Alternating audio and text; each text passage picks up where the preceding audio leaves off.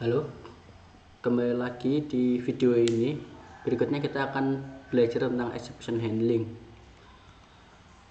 Tujuan pembelajarannya adalah mahasiswa dapat mengidentifikasi exception handling dan mahasiswa dapat menerapkan block try catch. Yang pertama akan kita pelajari adalah exception handling.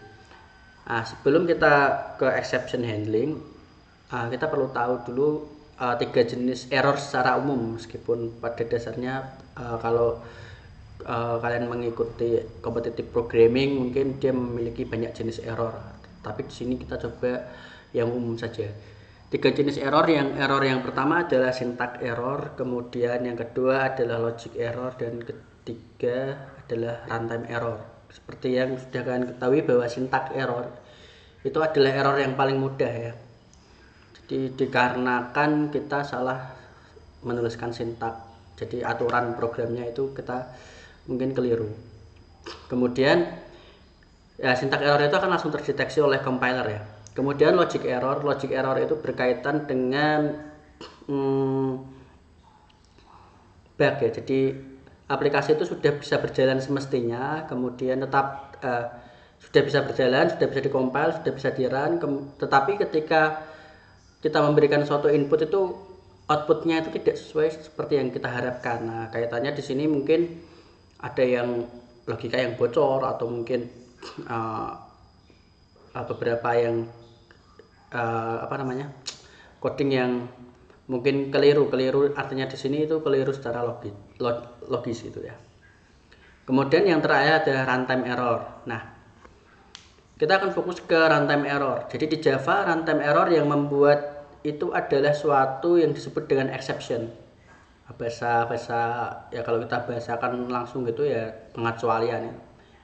Jadi nanti akan ditangani oleh suatu kelas yang disebut dengan exception. Sebelumnya runtime error itu error yang terjadi ketika aplikasi sudah di-run atau program itu sudah di-run. Misalnya ketika kita menggunakan aplikasi yang di situ ada membutuhkan internet, tiba-tiba di tengah-tengah itu internetnya mati. Ketika kita menggunakan aplikasi tersebut, maka tiba-tiba HP kita akan crash gitu misalnya. Nah, seperti itu, crash itu kembali ke operasi sistem. Nah, karena mungkin exceptionnya untuk koneksinya tadi tidak di handle dengan baik. Nah, eksepsi ini menyebabkan program berhenti, crash ya. Yang jelas program berhenti itu ya crash, kembali ke operasi sistem, terminate ya. Contohnya misalnya pelanggan A itu mentransfer uang ke akun pelanggan B, kemudian ketika uang dari akun A telah berkurang, akun pelanggan B tidak bertambah. Nah, kemudian muncul exception dan diikuti dengan program yang berhenti. Pelanggan A kehilangan uangnya, tetapi pelanggan B tidak mendapatkan uang. Nah, misalnya ini di mesin ATM itu kalau seandainya terjadi seperti ini mungkin akan mengerikan juga ya. Jadi kita sudah mentransfer uang ke pelanggan B, di tengah-tengah itu terjadi exception, kemudian mesin ATM-nya itu terminate, uang kita hilang, tetapi yang kita transfer tadi itu tidak menerima uang dari kita. Itu dampak yang cukup mengerikan. Berarti exception ini nanti akan berkaitan dengan beberapa aplikasi ya. Levelnya sudah tidak hanya di program kecil, tapi mungkin sangat berguna sekali untuk aplikasi. Nah, kapan runtime error terjadi? Terjadi selama program berjalan di lingkungan program mendeteksi operasi yang tidak mungkin dapat ditangani. Penyebabnya adalah exception. Jadi, kalau kita bilang secara umum di Java itu exception itu merupakan objek yang mewakili error atau kondisi yang mencegah eksekusi dari proses yang tidak berjalan normal. Berarti exception nanti ada banyak jenisnya. Iya, betul, ada banyak jenisnya. Jika exception tidak ditangani, program akan terminate, berhenti secara tiba-tiba. Nah, untuk menangani exception ini kita butuh suatu handle ya. Jadi exception handling ini kita gunakan mekanisme blok program yang disebut dengan try and catch. Permasalahan error yang sering terjadi adalah misalnya ya, input yang tidak benar, perhitungan aritmatika yang salah, array yang melebihi kapasitas, index out of bound gitu ya. Objek yang tidak diinisialisasi, null pointer exception. Nah, kalau kan pernah dapat error-error yang belakangnya ada exception, misalnya null pointer exception, lah itu mungkin ada objek yang belum diinisialisasi. Belum di-instance kalau itu.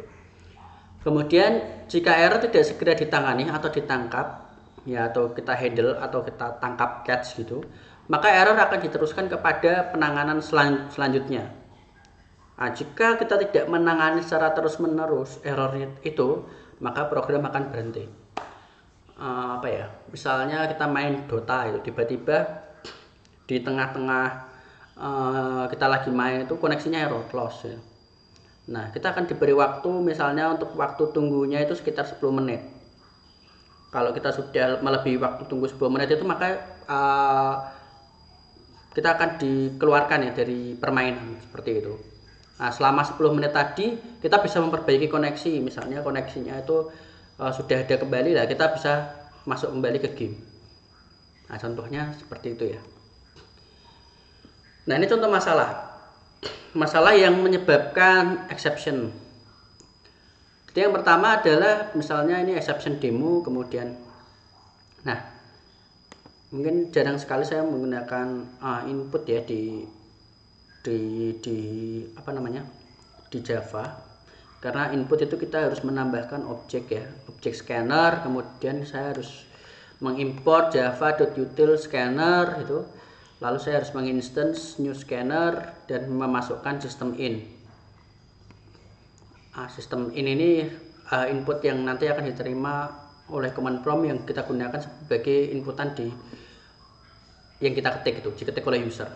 Nah, itu ditampung di variabel, diassign di variabel input. Nah, kemudian di sini kita membuat variabel temporer namanya number. Kita beri keterangan system out print input number. Nah, berarti keterangan pertama yang akan muncul nanti input number, lalu kita harus memasukkan number. Berarti kita numbernya ini diassign input next integer. Jadi input yang tadi objek input itu kita panggil next integer. Sebetulnya next integer itu untuk di casting langsung atau di parsing itu langsung dipindah ke tipe data yang sesuai dengan variabel penampung kita, yaitu number ini. Kalau misalnya float gimana? Berarti next float itu. Kalau string ya next saja. Tetapi penampungnya ini harus disesuaikan. Kalau ini integer ya kita panggilnya next in. Nah, berarti yang harus kita inputkan di dalam sini itu adalah integer. Lah, bagaimana jika user itu menginputkan tidak integer?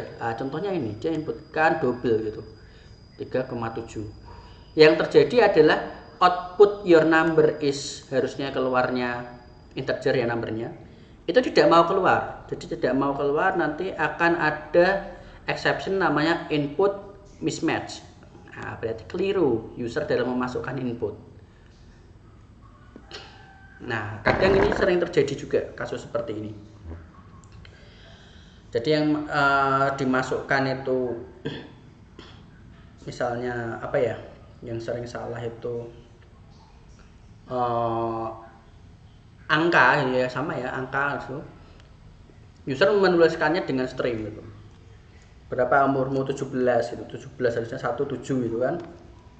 Tulis 17. Wah, itu keliru ya. Oke.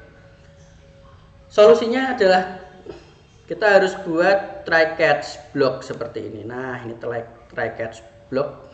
Jadi kita coba untuk melakukan input di sini.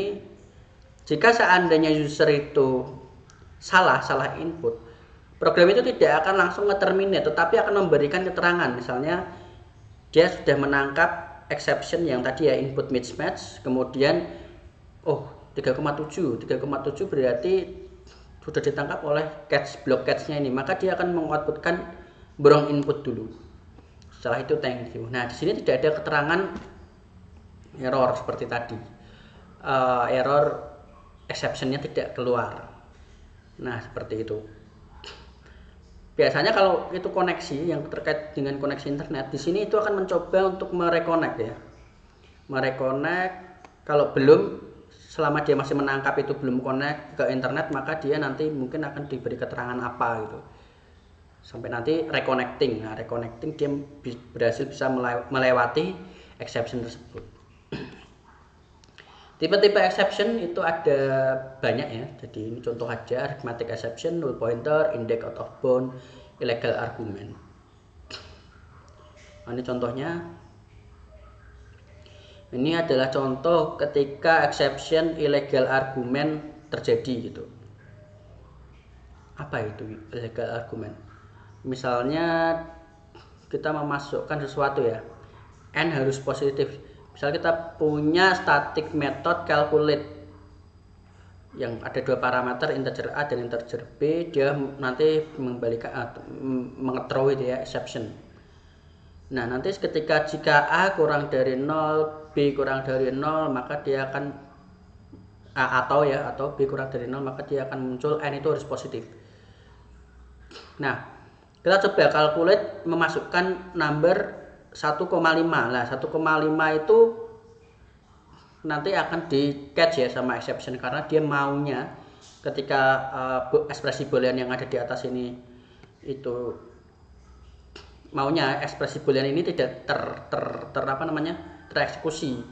Artinya nilai yang kita masukkan di parameter aktual itu min 1,5 itu tidak sesuai ya. Jadi sehingga 1,5 ya, min 1, bukan 1,5, min 1,5. Jadi min 1 itu masuk di A, kemudian 5 itu B. Yang di 5 itu enggak masalah, tetapi yang jadi masalah adalah yang min 1 yang ada di sini. Nah, sehingga dia akan memunculkan illegal argument and must be positive. Nah, kalau kita penasaran dengan exception apa yang kira-kira itu terjadi, kita bisa berikan exceptionnya itu kan diwakilkan oleh, seperti kita membuat parameter seperti itu ya, exception kasih sebut saja gitu. Kita akses titik print stack trace. Nah, nanti akan keluar stack trace-nya itu apa. Dia akan mengetrace kesalahannya, illegal argument exception, misalnya seperti itu. Oke, kemudian kita akan mengetrace suatu exception menggunakan suatu metode ya. Ini sama ya. Ini sama sebetulnya ya. Ini seperti yang tadi. Oke, kita bisa mendeklarasikan exception gitu. Setiap metode harus mengetahui tipe penanganan exception dan bagaimana akan dilempar atau di-throw gitu. Java tidak mengharuskan kita mendeklarasikan error dan runtime exception yang belum dicek secara eksplisit di dalam metode. Jadi itu sifatnya tidak wajib gitu. Tapi kalau kalian pengen membuat program ya sebagai istilahnya itu defensive programming, mungkin kalian akan berjaga-jaga itu ya, mendeklarasikan exception, kira-kira apa yang akan terjadi, exceptionnya apa saja lah, itu kita biasanya deklarasikan juga. Cara yang lain itu bisa menggunakan assertion. Nah, itu juga salah satu cara untuk defensive programming. Oke, cara melempar exception. Suatu program yang dapat mendeteksi error dapat dibuat dari instance dan dari tipe exception yang sesuai dan dilemparkan. Contoh, suatu program meneruskan nilai dari suatu metode dan argumen harus berupa argumen non negatif, tetapi malah argumen negatif yang keluar. Jadi program dapat dibuat dari instance illegal argument exception dan kemudian di-throw. Contohnya ini, illegal argument exception sama dengan, nah kita buat instance-nya lalu kita throw ke suatu exception-nya, lemparkan lagi ke variabel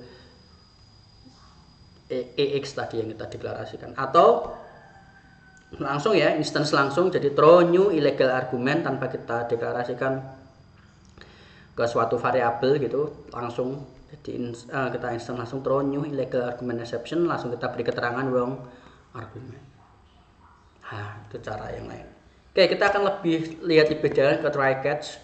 Ketika exception di throw, exception dapat ditangkap dan ditangani dengan blok try catch. Nah, ini bloknya. Jadi try kurung buka kurung tutup, di dalamnya ada statement yang akan kita coba berulang-ulang di sini.